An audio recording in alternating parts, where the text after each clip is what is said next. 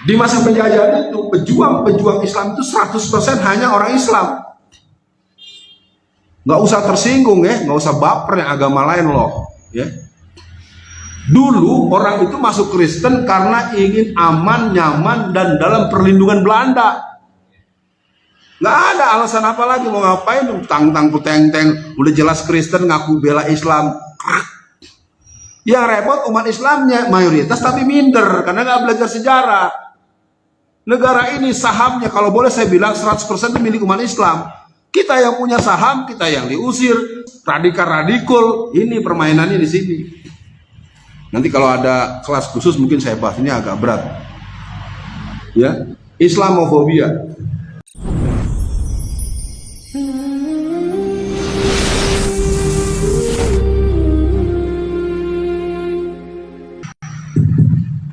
Bismillahirrahmanirrahim. Assalamualaikum warahmatullahi wabarakatuh. Alhamdulillah. Asyhadu an la ilaha illallah wa asyhadu anna Muhammadan abduhu wa rasuluh. Allahumma sholli ala Muhammad wa ala ali Muhammad. Bapak, Ibu, dan para jamaah sekalian, saya mengajak pada semua kita, mari kita awali majelis belajar kita dengan sama-sama membaca basmalah. Bismillahirrahmanirrahim. Saya dengan ini menyatakan bahwa pembelajaran kita atau perkuliahan kita atau pengajian kita akan kita lalui dengan niat yang sedemikian rupa. Pastinya niat karena Allah. Yang kedua, kita tempuh cara-cara yang membuat kita bisa mencapai target-target ke depan. Dan judul hari ini adalah optimisme, kemenangan politik umat Islam, potensi, peluang, dan upaya kita. Andaikan Ustadz Ali berkenan pegang mic satu supaya nanti ayat pendukungnya diperdengarkan dengan cukup jelas sehingga tidak lagi meributkan hal-hal yang prinsip tetapi tidak ada pada diri saya. Kaji kita kali ini, betul kata pembawa acara, adalah kaji yang ke-8. Ya, entah 8 entah 9 yang jelas biar kita punya jadwal. Dan kaji ini akan kita lakukan dengan sedemikian rupa sehingga yang datang adalah yang memang ingin sama-sama melihat umat Islam ini lebih terukur, lebih terurus, lebih dihormati kawan, saling menghormati dan diperhitungkan lawan. Secara politik dan secara bisnis, umat Islam itu adalah umat yang sangat menentukan, tetapi tidak pernah dikasih peluang menang. Ya, jadi saya himbau buat bapak-bapak, ibu-ibu, dan semua pemirsa yang menyimak dari rumah, bahwa pengajian kita ini diharapkan untuk bisa menjadi accelerate learning. Kita akan mengenal percepatan belajar, karena selama kita tidak pernah masuk pada kesadaran kolektif bagaimana kita berpolitik, apa sih nilai manfaat politik dalam kehidupan seorang muslim dan kelompok muslim dimanapun, apa resikonya kalau kekuasaan politik tidak di tangan orang-orang yang beriman dan bertakwa, dan semua udah kita rasakan. Sepekan lalu MUI didatangi oleh orang yang menggunakan senjata dan menembakkan dengan sangat brutal. Kita tidak ingin membahas itu, tapi itu sebuah fakta fisik. Ada situasi yang sebetulnya bisa didalami. Lalu pertanyaannya, kenapa ketika satpam menyerahkan dalam keadaan diborgol dan hidup, dalam hitungan menit mereka mati, si oknum itu mati? Kalau pakai logika hukum, mestinya jangan dimatiin dong Pak. Pastikan dia dijaga hidup untuk proses hukum. Itu kan menimbulkan misterius, dan itu tidak akan pernah ada penanganan kalau tidak ada kekuasaan politik. Sebutlah misalnya, kalau saya ini misalnya Menko Polhukam, tanda kutip Alfian Tanjung, Menko Polhukam periode 2024-2029 ya. Ketika ada peristiwa itu saya bilang, polisi pastikan pelaku tidak mati. Saya akan begitu kan segera. Kan kalau begini terus menerus berbagai kejadian di mana-mana, selalu kita tidak boleh mengerti ada apa. Ini jelas secara logika ini merupakan hal yang mencederai keadilan dan terus terang menimbulkan teror. Dengan adanya penembakan di MUI itu kan berarti pesan MUI pusat loh. Berarti MUI di bawah kira-kira mungkin nggak mengalami hal yang sama. Sangat mungkin. Saya ingin katakan pada pertemuan pagi ini, kalau ini kita bahas terus, nanti ujung-ujungnya ustadznya yang akan dipersoalkan dengan alasan meresahkan, persis seperti Belanda tahun 40-an. Nah, jadi hari ini kita coba mulai para jamaah. Nanti ada Ananda Ali siap-siap dengan ayat Quran pembuka. Judul kita adalah optimisme kemenangan politik umat Islam, potensi, peluang dan upaya kita. Jadi untuk hari ini sesuai dengan komitmen waktu sampai jam yang dijadwalkan saya tidak membuka tanya jawab. Tanya jawab akan kita buka nanti di pertemuan berikutnya. Pertama untuk ketuntasan materi, kedua untuk uji kesungguhan kehadiran. Ya, jangan cuma datang terus tahu-tahu ntar nanya yang aneh-aneh atau nyerang-nyerang penceramah. Itu pengalaman saya selama hampir 30 tahun. Orang-orang yang khawatir. Jadi kedatangan kita hari ini saya duga sebuah kedatangan yang diniatkan sungguh-sungguh. Semoga Allah meridhoi dan memberikan banyak kemudahan urusan kita hari ini. Nah, baik, kita awali dengan membuka Al-Quran. Dalam surat Yusuf ayat 87, ya. Kita akan menyimak Ananda Ali membacakan dan para jamaah mari kita dengar.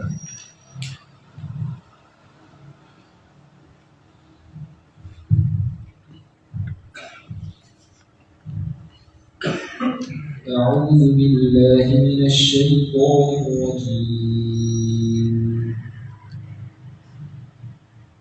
Ya bani yadhhabu fatahassasu min Yusuf wa akhihi wa la tay'asu min rawhillah innahu la yay'asu min rawhillah illa al-qawmul kafirun. Artinya, Li?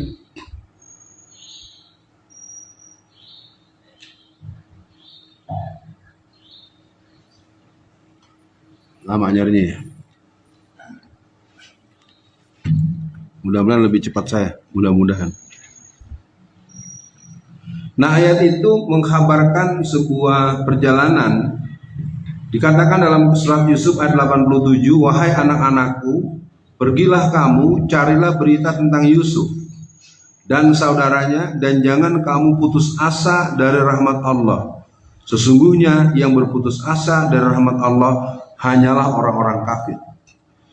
Jadi optimisme itu adalah peran daripada seorang muslim dalam menghadapi apapun. Siapa bisa membayangkan suku gabungan remaja yang selama sekian puluh tahun, jangankan 20 orang di luar Ramadan. Saya langsung tanya nih pada Mas Zuhud, di para pemirsa, koordinator manajemen pengajian kita namanya Ustadz Zuhud. Ustadz Zuhud, kalau hari biasa bukan Ramadan, bukan hari libur, pernah ada nggak sejarahnya di masjid kita remajanya 20 orang? Berangkatnya bukan karena mereka sedang bermalam, tapi karena berangkat dari rumah masing-masing. Pernah ada sejarahnya nggak? 20 orang. Kapan? Di luar Ramadan, di luar tanggal liburan. Atau saya tanya langsung sama mantan ketua yang lama nih. Kita lakukan tes berikut di Masjid Sudalmiah tanggal 8 Oktober. Padahal kita berkompetisi dengan seorang mubalik. Kita masih bisa mendatangkan 7.500 orang. Artinya ketika orang menyebut, mana mungkin bisa tuh. Bisa nggak wali kota Solo ini orangnya hafal 30 juz? Bisa. Persoalannya mau tidak, direncanakan atau tidak, dirancang atau tidak, diproses atau tidak. Pemilihan wali kota, bupati dan gubernur diperbolehkan jalur non parpol. Saya membacakan buat para jamaah dan pemirsa di seluruh Indonesia dan seluruh tempat di mana penjangkauan acara ini. Ketidakpercayaan diri calon-calon wali kota, bupati dan gubernur itu memang ditutup-tutupi dan dihembus-hembusi oleh pihak-pihak yang punya kepentingan. Nggak mungkin. Buktinya dulu ada Aceng Fikri di Cirebon.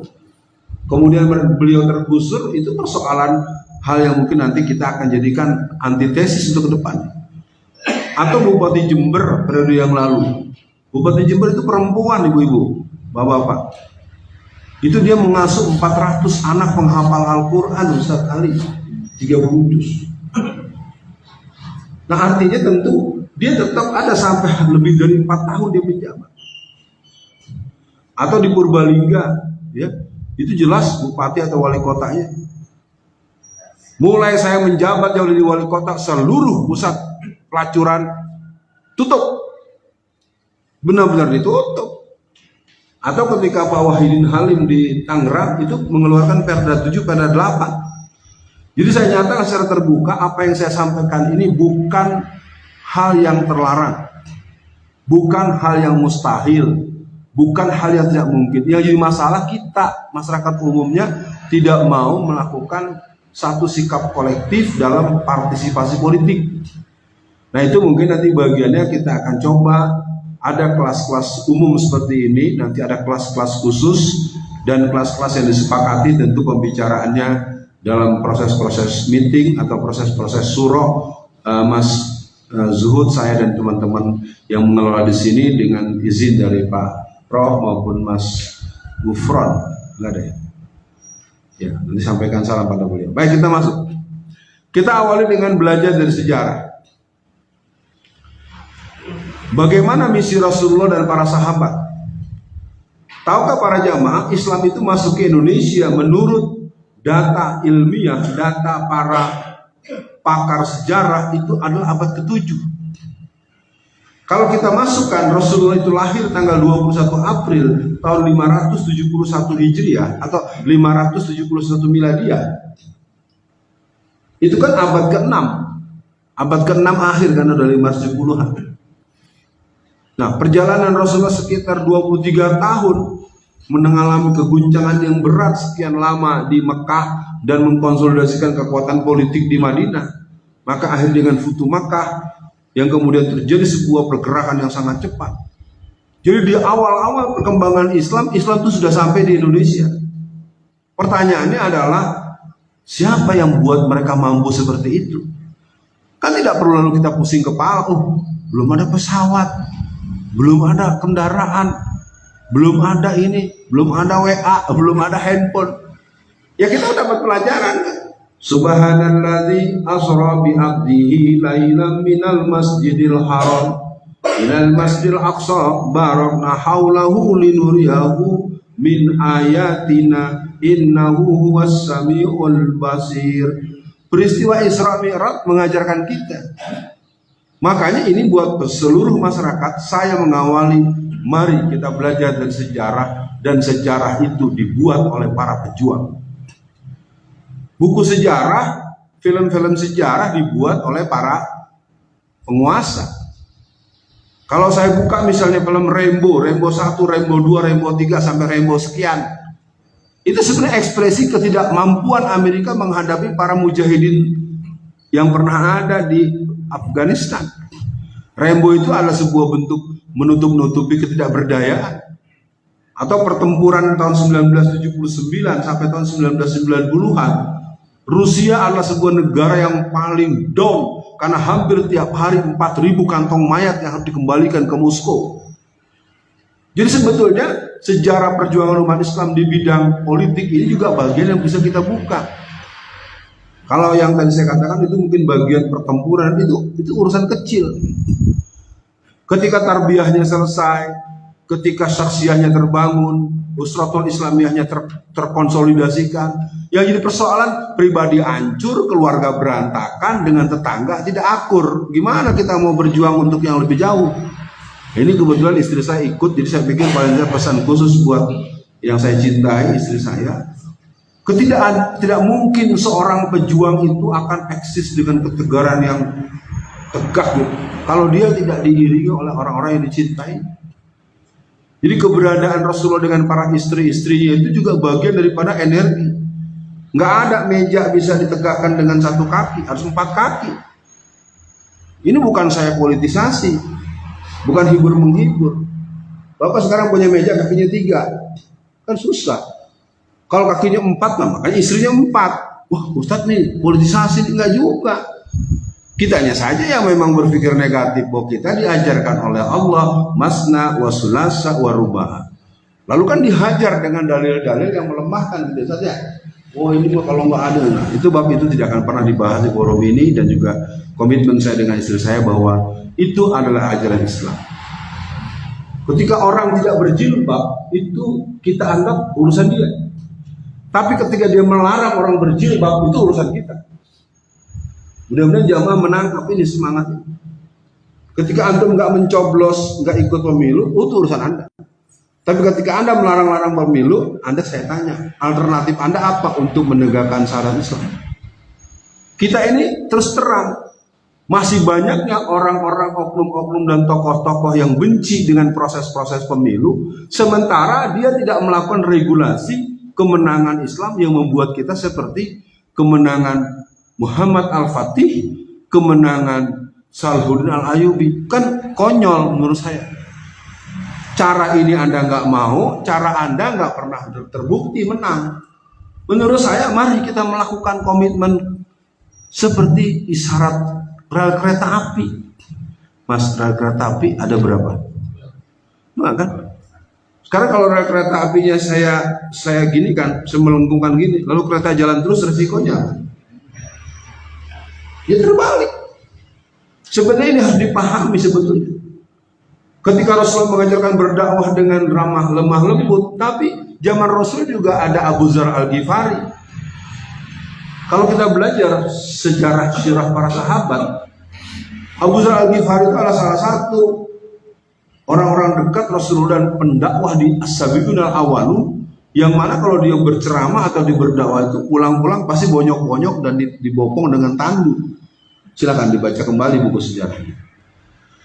Yang kedua adalah masa kekhilafahan dan sampai kejayaan Islam. Monumentalnya itu ada di masa Umar. Umar lah yang kemudian bisa menentukan 1 Hijriah itu ditepatkan dengan 1 Muharram. Nanti kita panjang kalau mengulasnya. Yang ketiga adalah meratanya penyebaran Islam. Kalau hari ini kita mendengar di Eropa, di Inggris, di Belanda, atau yang paling real adalah Bosnia Herzegovina. Itu ketika terjadi pecah Yugoslavia, ketika Joseph Broz Tito dipanggil Allah dan resikonya tanggung sendiri buat dia, karena dia komunis. Lalu pecah 5 negara. Lalu orang semua tahu tahun 1990-an, ada 2 negara yang kelihatan kontras yang menarik, sebenarnya ada 5. Ya, Bosnia Herzegovina, Kroasia, Montenegro, dan yang 2 lagi. Kita semua tahu seperti apa Bosnia itu dihajar. Ternyata ratusan tahun ruhul Islam yang terbenam itu muncul. Memang masih banyak kekurangan, tetapi asyhadu an la ilaha illallah wa asyhadu anna Muhammadan abduhu wa rasuluh. Jadi hari ini saya nyatakan optimisme kemenangan politik umat Islam harus menjadi bagian. Kita akan nyatakan dalam waktu dekat, pemilu ke depan, kita pastikan dengan izin Allah, wali kota Solo adalah wali kota yang berkarakter Islam. Amin. Gubernur Jawa Tengah, Gubernur Jawa Barat, Gubernur Jawa Timur, termasuk Presiden Republik Indonesia, untuk periode akan datang, kita mohonkan pertolongan kepada Allah. Kalau mau tolong mana manusia, pada ribet. Yang punya duit udah kesono, yang punya senjata udah kesono. Ya, tapi saya katakan tidak ada yang mustahil ketika Allah menolong kita. Kita lihat Al-Quran surat 3 ayat 26 dan 27. Mudah-mudahan dengan ini nanti para jamaah kajian kita ke depan, oh udah ada undangan nih, ayo Mas Ali. Kalau hafal langsung aja Mas Ali, gak apa-apa. Surat Al-Imran. A'udzu billahi minasyaitonir rajim. Qulillahumma malikal mulki tu'til mulka man tasha' wa tanzi'ul mulka mimman tasha' wa tu'izzu man تشاء وتذل من تشاء بيدك بك الخير إنك على كل شيء قدير تولج الليل في النهار وتولج النهار في الليل وتخرج الحي من الميت وتخرج الميت من الحي وترزق من تشاء بغير حساب. Katakanlah, wahai Tuhan yang mempunyai kerajaan, Engkau berikan kerajaan kepada orang yang Engkau kehendaki. Engkau cabut kerajaan dari orang yang Engkau kehendaki. Engkau muliakan orang yang Engkau kehendaki. Engkau hinakan orang yang Engkau kehendaki. Di tangan Engkaulah segala kebajikan. Sesungguhnya Engkau maha kuasa atas segala sesuatu. Ayat 27-nya. Engkau masukkan malam ke dalam siang. Engkau masukkan siang ke dalam malam. Engkau keluarkan yang hidup dari yang mati. Engkau keluarkan yang mati dari yang hidup. Dan Engkau beri rezeki siapapun yang Engkau kehendaki tanpa batas. Sidang kajian politik pada hari ini, saya mengajak buat semua, mari kita masuk ke bagian berikut. Sejarah Islam di Indonesia. Babakannya banyak, tetapi masuknya abad ke-7 itu saya akan pertegas dengan argumentasi ilmiah. Pada tahun 1962, terjadilah pertemuan seminar di kota Medan yang dimotori oleh Profesor Ambari dan dihadiri oleh Profesor Dr. Hamka. Dr. Hamka itu menulis sebuah buku yang tebalnya kurang lebih 1000 sampai 2000 halaman yang berjudul Sejarah Umat Islam. Kalau kita mau memahami juga dengan mendalam, ada karangan Profesor Dr. Ahmad Mansur Suranegara. Ya, cetakan pertama itu warnanya hitam, cetakan kedua warnanya pink. Itu kalau digabung sekitar 3000 halaman. Nah, persoalannya adalah generasi muda kita dan masyarakat secara umum hampir tidak pernah diperdengarkan sejarah perjuangan umat Islam Indonesia. Saya lihat di mana pamflet-pamflet, poster-poster Sirah Nabawiyah. Sirah Nabawiyah udah pasti paten. Saya tidak akan membantah itunya. Tapi kalau ada yang bicara Sirah Nabawiyah, bicara sejarah Islam dengan segala hikmah, ayat hadis pendukung, keren. Saya nggak bilang bantahan. Lalu persoalannya, kita mau nggak membuka bahwa kita juga punya sejarah kejayaan perjuangan Islam masa lalu. Itulah yang membuat kita jadi keliru bahwa yang namanya kerajaan Mataram yang paling paten Mataram Islam.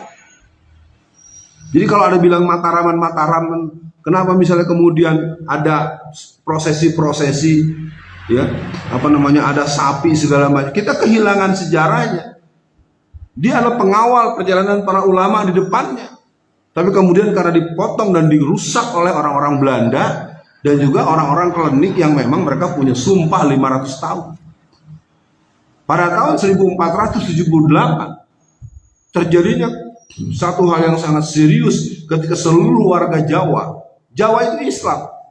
Jawa itu menjadi hebat, menjadi eksis karena dia masuk Islamnya secara, nah kalau mau menyimak dengan mendalam silakan babat Islam tanah Jawa. Ustadz Salim Afila bisa di searching dan ditonton. Nah, yang pertama itu, yang kedua adalah peran Wali Songo dan para pendakwah yang kemudian. Wali Songo itu tidak seperti yang di film-filmkan, itu bohong. Itu cara untuk menghina para ulama-ulama kita yang hafal Quran, lalu bertapa masuk di air, itu bohong itu. Itu kerjaan-kerjaan Israeliat yang akhirnya masyarakat taunya kalau ini bawa itu kan yang bulat-bulat itu. Itu punya orang Buddha, punya orang Hindu. Lihat aja kan kalau biksu-biksu itu. Cuman kan kalau diomongin gini tersinggung. Ini katanya ini pasti Wahabi. Begitu terus. Kita tidak mengatakan itu salah atau haram, tapi jangan itu dijadikan alat. Kalau berdoanya nggak pakai itu, doanya nggak diterima Allah. Itu yang sekian kita tolak. Kalau mau pakai saja supaya biar Anda tahu. Kalau ketemu yang lancip 33 kali 3 99 asmaul husna. Clear kan? Gak usah wah ini gini. Nah, itulah kita. Yang ketiga, internalisasi kebudayaan lokal. Saya ketika ada kesempatan menyimak ceramahnya Ustadz Salim Afila luar biasa, dan saya himbau jamaah coba dibuka. Jadi apapun yang Bapak pakai, dari yang namanya belangkon, dari naruh keris segala macam, itu semuanya ada dalil-dalil nakliyahnya yang menjadi spirit dari para orang ulama-ulama masa lalu. Tapi itu nggak muncul. Yang muncul pakai kemben, kalau nggak dibuka jilbab katanya nggak turut sama orang tua. Nggak ada itu, kerjaan Belanda itu. Ya, makanya beberapa kader-kader saya yang saya didik tahun 80 itu kalau mau nikah pulang tuh suka menghadap saya nangis. Saya Ustaz, nah anak-anak panggil saya Kakak Alfian, nggak ada yang manggil Ustaz. Kak Alfian, kenapa kamu nangis? Saya mau pulang, saya mau nikah, saya percuma pakai cadar, saya pakai jilbab. Pulang pasti saya harus buka baju. Kan disaksikan orang sekampung, suruh pakai kemben disiram-siram begitu. Padahal itu bisa dilakukan dengan syarat di tempat yang tertutup, hadir muhrim semua. Prosesnya itu ada nilai-nilai spiritual sebetulnya, tapi itu dilakukan, ditayangkan televisi. Ya itu persoalan. Kalau mau tahu, saya tidak menguasai secara sportif, saya lebih menguasai budaya Minang dan saya sangat pede sebagai orang Sumatera Barat. Tapi maksud saya, saudara-saudara yang ada di tanah Jawa, di Makassar, ayo tarik. Ternyata seluruh penampakan budaya ada akar Islam yang sangat kuat, tapi kemudian sedikit-sedikit dimainkan. Akhirnya terjadi benturan budaya yang nggak perlu, karena satu sisi kita nggak ngerti, satu sisi kita sok. Akhirnya orang berislam yang baik jadi musuh di kampungnya. Terus terang saja beberapa, katakanlah didikan saya. Kenapa? Saya kalau di rumah lepas jilbab. Aduh. Ya susah mau dibohong. Kita balik ke sana ada kiainya hafal 34 juz. Ya, yang di sana ada yang hafal 40 juz. Ini saya ngomong begini emosi saya terus terang aja. Jadi adanya pembenaran terhadap sebuah kesalahan yang sudah ini yang namanya memang dakwah terberat itu dakwah kultural, dakwah jalur budaya. Maka saya apresiasi penuh untuk Ustaz Salim Afillah. Semoga beliau terus menekuni. Bagaimana dia bercerita tentang hebatnya Pangeran Diponegoro. Ya kita di Ponorogo cuma aku orang Jawa, aku di Ponorogo, tapi masih nongkrong di warung 20 jam. Di Ponorogo tuh sholat malam, hafal Quran, berbudak, pakai sorban, anak raja. Aku orang Jawa mabok tiap malam. Kalau Anda pemimpin tanah Jawa, Anda sholat malamnya rajin, hafal Quran, baca Qurannya bagus seperti imam kita tadi. Benar itu. Pokoknya Indonesia nggak bakal ada apa-apa kalau bukan orang Jawa. Siapa bilang? Saya menolak. Kita nggak boleh begitu. Inna akramakum indallahi atqakum. Jangan buat mitos kalau tidak didukung orang Jawa nggak ada presiden. Bohong itu. Anda kufur kalau begitu. Memang orang Jawa lebih mulia daripada orang-orang yang keturunan Nabi Rasulullah. Yang enggak bisa menang. Persoalannya kita lalu mengeras dan ikatannya bukan iman. Udah. Prof Haryono mulai pekan depan sekarang nggak boleh ngisi lagi menghina Jawa. Siapa yang menghina? Lu nyanyi yang sedikit kurang waras. Terus terang para jamaah, saya ingin katakan kita merebut kembali akar kesejarahan itu. Jawa sejati itu Jawa yang tauhid, yang jihadis. Ya, kalau Anda mengaku orang Jawa yang sangat membangga dengan Jawa nih ya, kalau tapi anak-anak Anda nggak sholat, baca Qurannya nggak bagus, ya berarti salah ente. Itu mah bagian pinggir kali. Kalau pemimpin-pemimpin itu mereka hafal Quran dan dibuang-buang. Saya sempat baca Nuim, kalau nggak si Nuim atau Adian Husain itu adiknya kan. Jadi sekali lagi para jamaah, memang ini bagian yang akan membuat kita bicara jadi panjang. Sekarang saya masuk saja sejarah politik Islam di Indonesia. Mari kita lihat bagaimana politik di masa pra-penjajahan. Negara-negara jajahan yang menjajah itu mereka semuanya dimotori oleh Zionis Freemason. Walan tarda ankal yahud walan nasara hatta tattabi'a millatahum. Jadi kita sebetulnya bukan dijajah oleh Belanda secara kesejahteraan otak dan strategi. Belanda itu hanya minta bagian agar dia bisa menguruk karena negerinya kan di bawah laut. Jadi bilang, serahkan saya agar, tapi misi utamanya glory God gospel. Itu otaknya tetap ya. Itu adalah bisa dirumuskan dari surat Al-Baqarah ayat 120.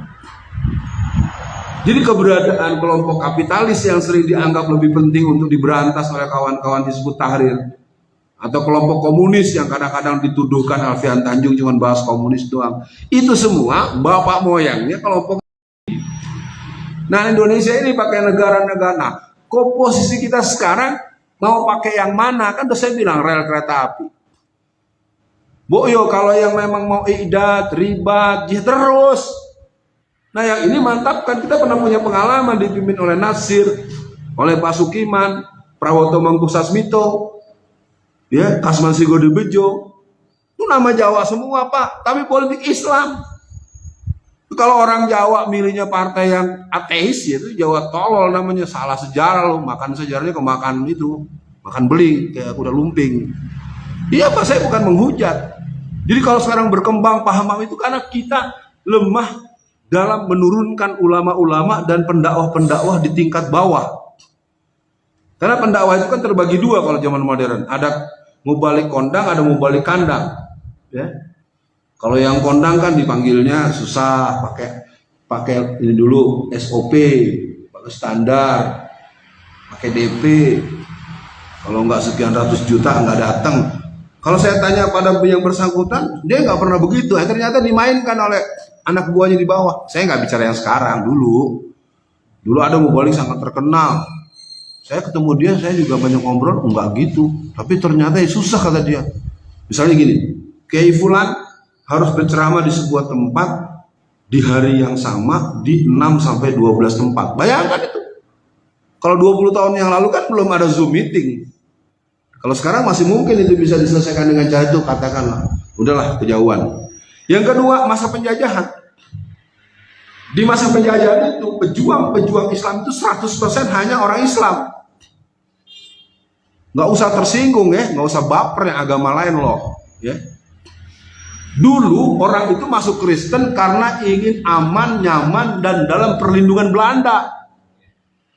Nggak ada alasan apa lagi, mau ngapain, tang-tang puteng-teng, udah jelas Kristen ngaku bela Islam.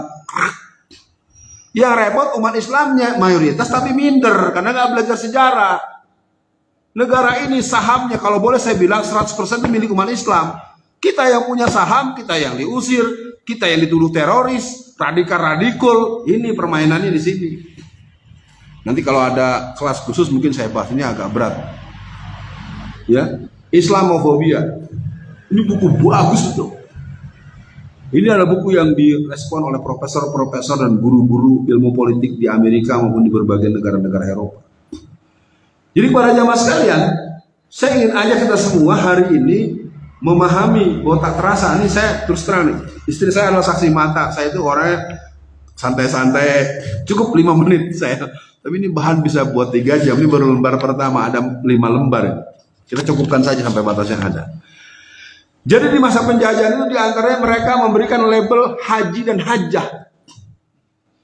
Salah satu kedunguan sejarah kita secara nasional adalah membanggakan diri dengan panggilan haji. Padahal itu adalah alat untuk menandai musuh-musuh Belanda. Sekarang ini, Bapak siapa nama? Pak Amir. Pak Amir, dulu sama saya udah pergi haji kan? Nah, dulu waktu Pak Amir belum pergi haji, ketemu saya enak. Pak Amir, apa kabar? Assalamualaikum. Salam. Oh, kabarnya. Gini. Setelah pergi haji, Pak Amir saya panggil nggak nengok-nengok. Pak Amir. Akhirnya dia jawab, emangnya pergi haji murah? Oh, maunya dipanggil Pak Haji. Itu terjadi, Pak. Di ibu-ibu, di bapak-bapak, ada ibu-ibu kalau nggak dipanggil haji itu wajahnya masam. Saya tidak menganggap itu salah, boleh aja dipanggil Haji Juhud, nggak apa-apa. Persoalannya memberikan ijazah, pemberian label, pemberian gelar haji itu adalah strategi Belanda untuk mengetahui siapa orang yang pernah berangkat haji. Karena pergi haji itu akan disongsong oleh para ulama-ulama internasional dengan satu ceramah-ceramah dan khutbah-khutbah internasional.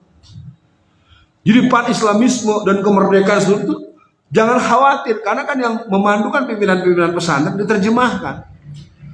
Nah sekarang tidak, kalau pergi haji pulangnya cuma bawa oleh-oleh.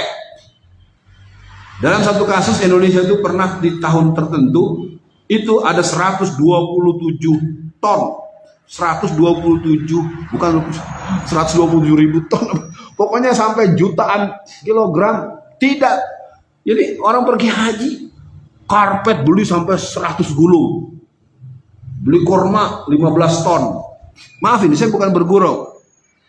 Orang Indonesia ini emang bener-bener dia lupa bahwa pergi haji itu dia nggak boleh sombong. Saya ingin apresiasi istri saya, beliau nggak begitu. Dan apalagi sekarang bersama saya minimal saya ngasih ingat. Nah, yang perlu kita pahami berikutnya adalah bagaimana sejarah politik umat Islam sekitar kemerdekaan. Pra kemerdekaan, semua lini perjuangan itu dilakukan oleh para umat Islam. Dan ini mungkin pesan khusus buat semua bapak-bapak, anak-anak, cucu-cucu para pejuang. Mari kita berjuang dari hulu ke hilir. Jangan pernah biarkan perjuangan kita ujungnya diambil orang. Zaman PKI dulu, kalau bapak-bapak, ibu-ibu tahu ada yang namanya Universitas Trisakti di Jakarta itu. Pernah dengar nggak Universitas Trisakti? Kalau nggak pernah dengar berarti Anda bukan orang Indonesia. Lah iya kan zaman reformasi kan katanya ada pahlawan, pahlawannya di sana. Ya itu tanda kutip tuh, saya nggak mau nerangin, kalau diterangin nanti live sini, ya. Itu adalah sebuah perguruan tinggi yang dimiliki oleh orang-orang komunis, Respublika namanya. Lalu oleh KAPI P2, KAPI itu Kesatuan Aksi Pemuda Pelajar Indonesia, itu motornya PII. Ya saya didikan PII, total saya PII, Pelajar Islam Indonesia.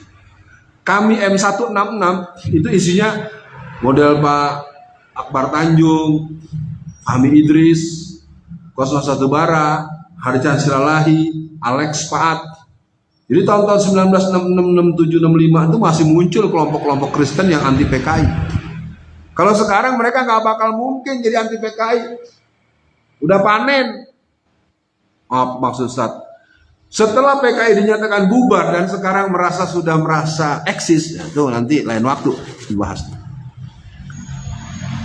Tahun 1967, 68, 69, 70, 71 ada sekitar 5 sampai 7 juta warga PKI, anggota Gerwani, anggota Lekra, anggota PKI sendiri, anggota Pemuda Rakyat, Sopsi, itu mereka lebih memilih KTP-nya itu dirubah dengan agama Kristen. Karena mereka merasa partai komunisnya itu dihancurkan adalah oleh Islam. Mau periksa aja warga Solo.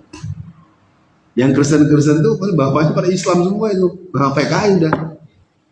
Silakan aja. Jadi karena mereka sudah panen, mendapatkan buah panenan sampai 5 juta lebih orang-orang Islam yang memang lovers PKI, lalu mereka masuk, maka sekarang menghadapi PKI tinggal umat Islam. Umat Islam pun tinggal Mas Ali dan teman-temannya. Ya, umat Islam yang lain nggak ngerti PKI orang ono, nggak ada. Iya, mata lu buta, picek. Ya.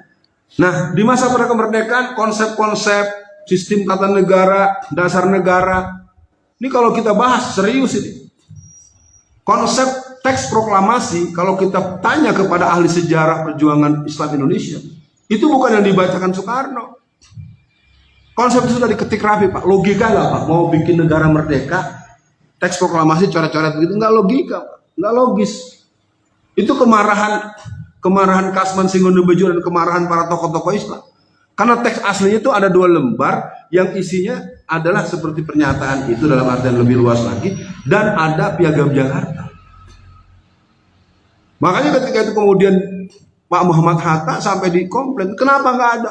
Oh, saya repot, rumah deket.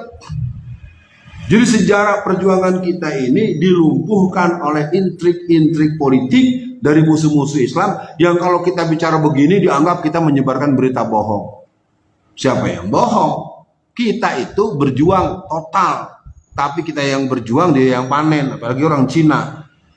Cina dari dulu teman penjajah. Second community setelah Belanda ya Cina.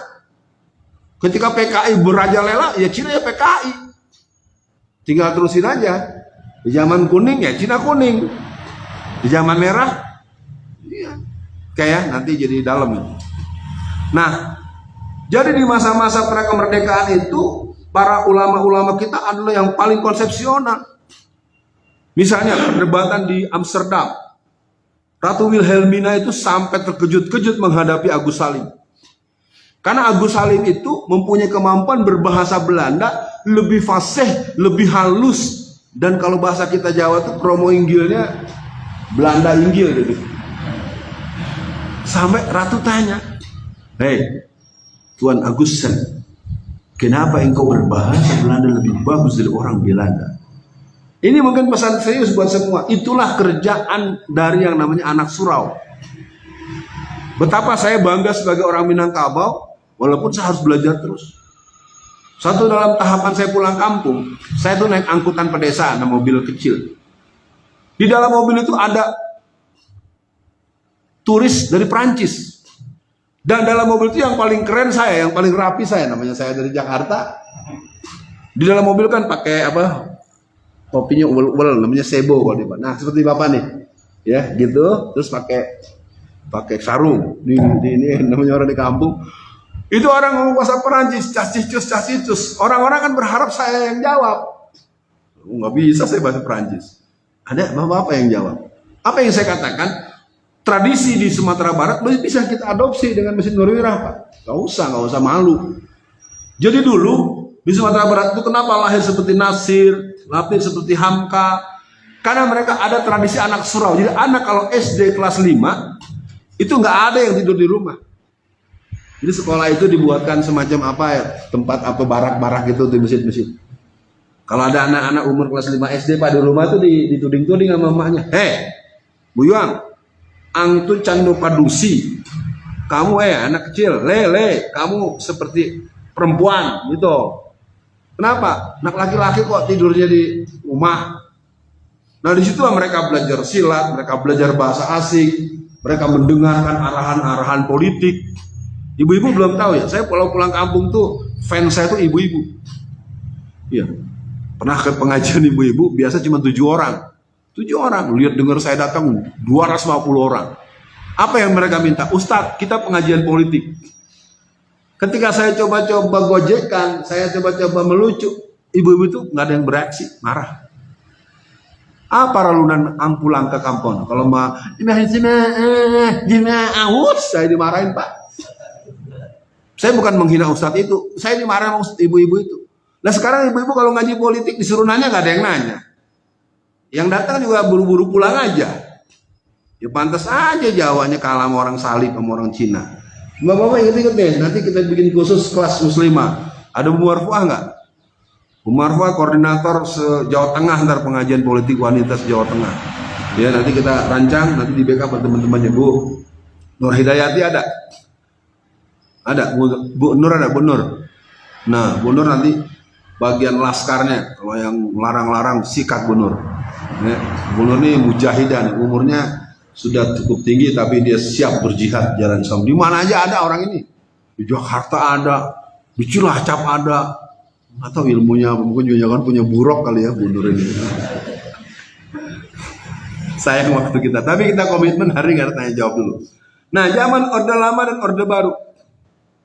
Jadi Islam ini adalah penentu negara ini, maka untuk itu kita hari ini akan tuntaskan nanti pada pertemuan kedepannya. Kita masih dengan judul yang sama ya. Tadi mana pembawa acara? Udah pulang ya? Gak apa-apa. Iya nanti terusin. Bagus tadi kok bawa acaranya bagus. Nah kita masuk di orde reformasi. Saya nyatakan dengan tegas pada pagi ini, orde reformasi adalah transisi menuju orde Islam. Pegang omongan saya ya. Lain waktu kita akan buat khusus tema itu. Cuma persoalannya kita harus selesaikan dulu nih kesadaran budaya Islaminya wong Jowo. Nah kalau ente terus tersinggung, lalunya yang nggak ngerti sejarah. Coba dengerin tuh jelasan Ustaz Salim Afila, Pak, keren deh. Ntar di ini aja di YouTube ini. Iya maksud saya kita ayo saling membangun. Karena kekuatan umat Islam itu ada 3 titik. Jawa, sentrumnya Solo, Jogja. Saya kasih tahu aja nih rahasianya nih, ya rahasia tapi diumumin. Sumatera Barat. Kita nggak bisa pungkiri semua proses besar mesti ada orang Padang. Ada Soekarno, ada Muhammad Hatta. Semua itu bukan, nggak usah tersinggung, nggak usah merasa apa nyocok-nyocok, ini bukan cocok logi fakta. Tetapi ada titik satu lagi, Sulawesi. Jadi kalau negeri ini mau kuat perjuangan politiknya, orang Jawa harus kembali dengan terah Soekarno di Ponorogonya. Siapa lagi? Sudirman. Sudirman tuh wong Jawa. Ya makanya kita ini salahnya wong Jawa tuh mestinya yang dalang, yang begadang-begadang.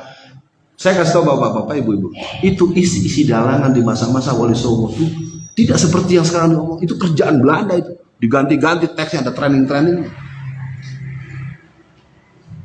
Jek mau Onto Wiryotiko berangkat ke tanah suci, bertemu dengan para mujahid-mujahid negeri tanah suci. Dek itu yang sebenarnya diomongin. Kita dibalikin ini yang ketawa cekik ngomongnya nggak ada perlu. Ngomong daun robek lah, pala peang lah, putih mereng lah, itu terang saja. Ya. Silakan periksa lah kalau dianggap saya ngarang-ngarang. Jadi perang politik kita harus ditopang oleh budaya dan tidak bisa dihindari. Ada Akbar Tanjung, orang Sumatera Utara, tapi pintar bahasa apa? Istrinya orang Solo. Alfian Tanjung istrinya orang mana? Nah, udah jangan tanda-tanda sebetulnya bahwa nanti jadi presidennya Pak Prof Haryono nggak apa-apa. Jadi nggak usah lalu Anda membayangkan, Alfian rajin-rajin ngisi pengajian politik, pengen nggak ada tuh, sorry ya. Saya ini guru, saya ini pendidik dari dulu. Ya. Kalau nanti akhirnya saya dipaksa jadi gubernur Jawa Tengah, ya siapa yang nolak? Dipaksa. Yang repot kan ini pura-pura nggak mau, orang lain maju, cemberut, gitu kan? Kita itu kan banyaknya polanya gitu. Cara bukan orang Islam itu. Jabatan tidak boleh dicari, tapi kalau diberikan harus diambil. Nah, di mana saya belum tahu, makanya ini mesti dikombinasi dengan kuliah politik kita. Nah, baik, kita masuk bagian berikut. Potensi kita, insya Allah bukan bulan depan, pertemuan yang akan datang. Jadi rumusnya, kalau ada flyer atau poster digital tersebar, berarti kajian politik Jumat subuh ada. Ya gitu, biar tahu jamaah. Jadi jangan nanti aku udah jauh-jauh dari mana ya, jangan marah-marahin Masud. Masud ini udah badannya udah mungil kalau dimarahin lagi sama kecil. Nah, kita masuk bagian kedua. Untuk bagian berikutnya nanti menyusul di kesempatan berikut, kita asek di zamannya. Apa potensi kita untuk memenangkan politik? Yang pertama adalah ajaran yang benar, paten dan aktual, relevan, keren. Ya. Kenapa akhirnya sekarang di Inggris ya begitu hebat acara dakwah? Karena gubernur London itu orang Islam. Dan London itu sekarang punya nama Londonistan. Oh iya, jangan dikira saya gojekan Ali. Lu belajar lagi nih, makanya belajar yang benar. Saya diketawain sama Ali, makanya saya bohongan. Ya, makanya belajarnya lebih pintar dari Ustaz Alfian. Hafal Quran 30 juz, jangan 34 juz. 30 ya. 34 juz tuh nggak ada ajaran itu. Jadi yang pertama, ajaran Islam yang benar, paten, relevan, aktual, keren. Ya. Jadi ini penting untuk semua. Kayak cukup dulu. Yang kedua, sejarah pendahulu kita. Banyak hal. Kalau saya saja sebagai orang yang berasal dari Sumatera Barat, tolong cari hubungan Dr. Muhammad Nasir dengan Ngeruki.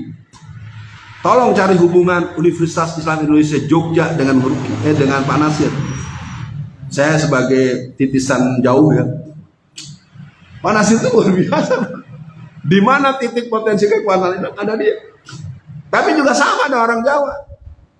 Orang Jawa yang punya terah dakwah yang bagus dia Ustadz Jazir, Ustadz Salim Afillah. Jadi kita tuh tadi Jawa, Sulawesi, Sumatera. Kalau tiga itu bukan berarti yang lain nggak boleh ya, jangan salah paham. Tapi sejarah kita memang di situ ininya kekuatan. Kenapa? Orang-orang Sulawesi itu orang Bugis. Anda bisa bayangin, seorang Jenderal Muhammad M. Yusuf satu hari bertemu dengan oknum konglomerat Cina yang menggunakan celana pendek. Oh, ditempeleng Pak, bukan hanya ditanya, sini kamu. Padahal dia adalah konglomerat besar yang mungkin aparatnya nunduk-nunduk, cium tangan sama Cina. Cina digendong-gendong. Bila sama pribumi main tendang, itu kan ada yang ditendang. Saya kirimin teman-teman saya yang jenderal. Apa nih tentara nendang-nendang orang di jalan? Dia kebingungan jawabnya. Ya tapi kan kami juga ada yang di sama demonstran gitu katanya. Saya bilang nggak ngejawab bro, saya bilang ya. Ini sekali lagi buat jamaah semua, kita harus dudukan dulu perjuangan kita masa lalu itu selalu terlalu banyak alasan kita untuk mengatakan mana saham gua. Gua nih yang bikin negara ini merdeka. Persoalannya anak-anak kita kan nggak mau belajar sejarah. Ya, misalnya sekolah SMA. SMA kan ada 2 penjurusan Pak ya, ada IPA, ada IPS. Itu orang tua kalau anaknya masuk IPS kayak terhina betul. Aku malu punya anak IPS. Nah itu tadi. Kena racun Zionis. Yang namanya belajar itu adalah menuntut ilmu. Utlubul ilma minal mahdi ilal lahdi. Kalau hafal 30 juz Ali itu baru dasar lu hafal Quran 30 juz. Nanti mau jadi apa nih kalau udah dewasa, udah umur 40-an? Mau jadi apa? Mau ngelamar?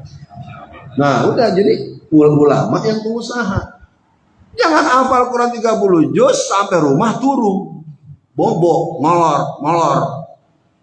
Coba hafal 30 juz Kapolri, hafal 30 juz Panglima TNI, hafal 30 juz Menko Polhukam. Keren nggak? Ini persoalannya anak kita nggak disiapin ke sana. Oh cuma politik, jangan itu salah lo. Kenapa anak nggak boleh politik semua? Ya, oke ya. Waktu kita udah lewat 1 menit. Saya selesaikan dulu sub kedua, ketiganya.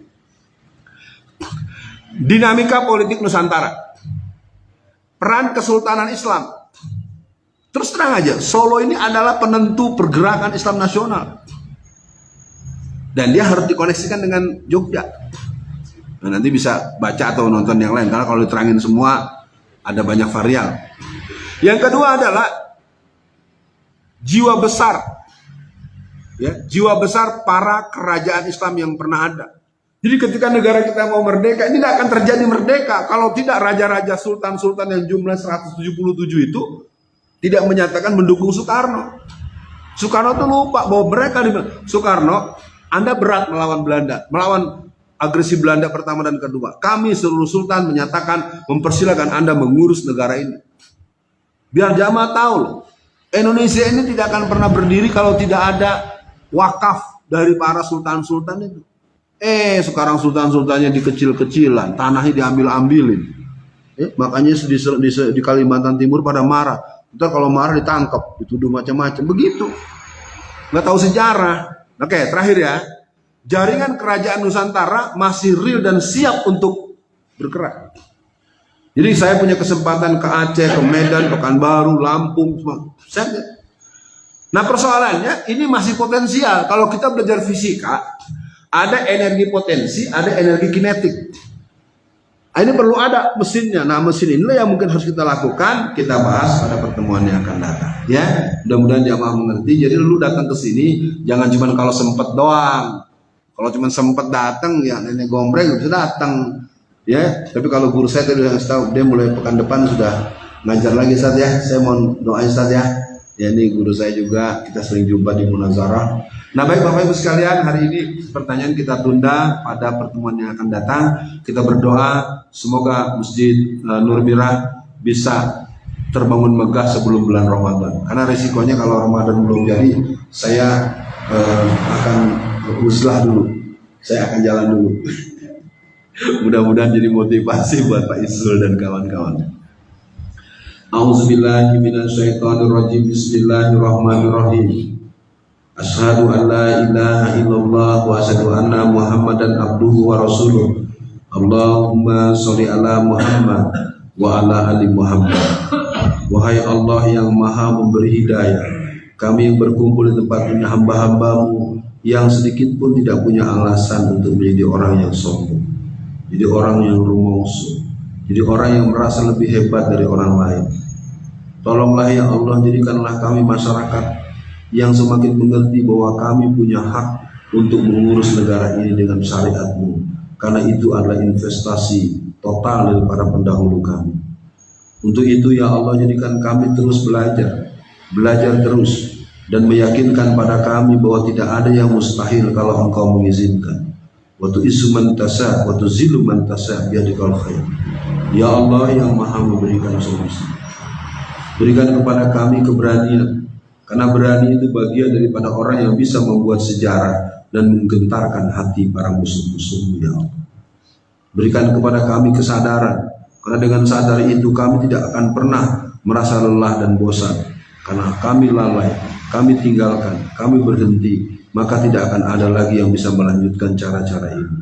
Ma ta'buduna min ba'di. Ya Allah, berikan kepada kami kejujuran, karena jujur itu adalah mata uang yang berlaku di mana-mana. Berikanlah kami jujur dengan diri kami sendiri, jujur dengan istri dan suami kami, jujur dengan keluarga secara internal, jujur dengan masyarakat. Pemimpin-pemimpin yang jujur, dia akan memenangkan sesuatu dengan harga yang tidak perlu pakai argo, tidak perlu hitungan miliar atau triliun. Pemimpin-pemimpin al-amin itu bisa digembleng, bisa disiapkan untuk itu. Berikan kepada kami agar tanah Jawa kembali dalam kekuasaan orang-orang yang melanjutkan terah di Ponorogo. Ya Allah yang Maha Rahman, pagi ini kami memohon dengan mengemis kepadamu ya Allah. Pesimisme merajalela, rasa takut terus menerus seperti seolah-olah tanpa solusi. Berikan kepada kami bahwa tidak ada yang mustahil kalau Engkau mengizinkan. Izinkanlah di sini ada anak kami bernama Ali yang sedang memantapkan hafalan 30 juz. Jadikanlah Ali menjadi seorang seperti Ali yang pernah ada pada masa Rasulullah. Di sini ada zuhud, namanya zuhud. Semoga jiwanya pun dan akhlaknya pun zuhud ya Allah. Dan ada lagi nama-nama mulia yang ada di majelis ini. Maka kami mohon padamu ya Allah, mudahkan kami untuk mendidik anak-anak kami agar mereka menjadi putra-putri yang saleh dan salehah. Jadikan Nur Mirah bisa membuktikan geraknya agar dalam hitungan 6 bulan, maksimal 8 bulan, tok mentok 10 bulan, jadikanlah sebuah masjid yang bisa dipakai di Ramadan 1445 Hijriah ya Allah. Kalaulah memang ada kemampuan, mungkin juga bisa dipercepat sehingga 1 Muharram 1445 Hijriah masjid ini bisa memperingati dalam keadaan masjid yang baru. Bukan mustahil. Semuanya butuh perencanaan yang matang dan sempurna. Semuanya membutuhkan analisis dan perencanaan resep, diagnosis dan hal-hal yang mendukung. Dan semuanya membutuhkan tenaga-tenaga yang mengerjakan. Dan semuanya membutuhkan biaya yang dibutuhkan. Angka 3,8 miliar untuk Masjid Nur Mirah yang baru adalah angka yang tidak ada artinya di hadapan beliau. Berikan kesempatan kepada para ahliya, para orang-orang yang punya kesediaan berderma, agar mereka bisa mendermakan berupa uangnya, berupa semennya, berupa batunya, berupa tenaganya, berupa pikirannya, dan semuanya. Ini bisa terjadi bahwa 1 Muharram 1445 Hijriah kita akan melangsungkan syukuran dan peringatan itu di masjid ini dengan masjid kita yang baru. Ya Allah, jadikanlah doa ini bagian daripada kekuatan dan kesaktian pertolongan-Mu ya Allah. Allahumma nawwir qulubana binuri bihidayatik binuri samsika abadan abada kama nawartal arda birahmatika ya arhamar rahimin. Allahumma alif baina qulubina wa asli zata baina wahdina subulas salam minaz zulumati ila nur wa jannibna al-fawahisha ma zahara minha wa ma batan wa barik lana fi asma'ina wa absarina wa qulubina wa azwajina wa zurriyatina innaka antat tawwabur rahim. Ya Allah,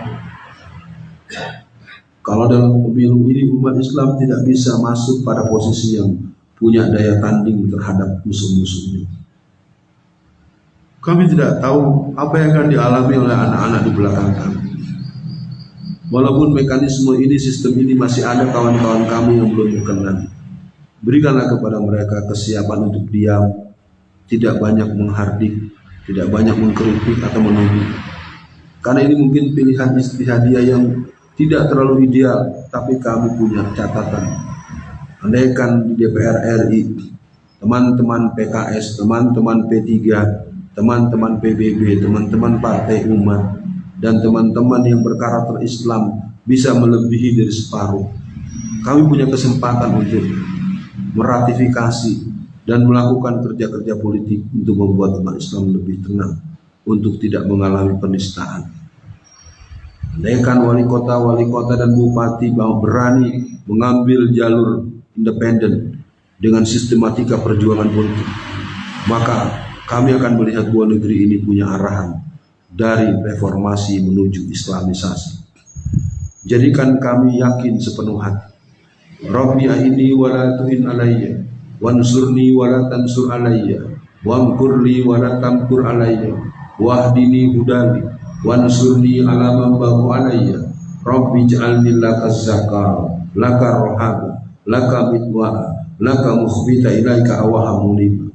Hasbunallah wa ni'mal wakil, ni'mal maula wa ni'man nasir. Hasbunallah wa ni'mal wakil, ni'mal maula wa ni'man nasir. Hasbunallah wa ni'mal wakil, ni'mal maula wa ni'man nasir. Wa makaru wa makarallahu wallahu khairul makirin. Rabbana atina fid dunya hasanah wa fil akhirati hasanah wa qina azabannar. Amin ya rabbal alamin. Sampai jumpa di program-program kita ke depan. Insya Allah pekan yang akan datang atau jadwal yang nanti ada kabar lewat flyer akan kita tuntaskan. Dan berikut nanti kita ada kajian khusus sebulan sekali 2 jam ngaji politik. Ya, kita akan siapkan 2 jam dan nanti ada kursus-kursus konsultasi, dan tentu bentuk-bentuknya nanti akan dimatangkan dulu dengan tim yang sudah punya semangat untuk itu. Mari kita tutup dengan kafaratul majlis. Subhanallah.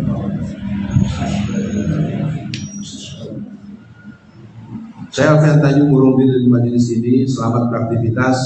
Kita berjumpa di hari-hari perjuangan kita. Isyari man Allah. Kita akan memenangkan semua lini bisnis, politik, dan peran-peran perjuangan yang lain. Assalamualaikum warahmatullahi wabarakatuh.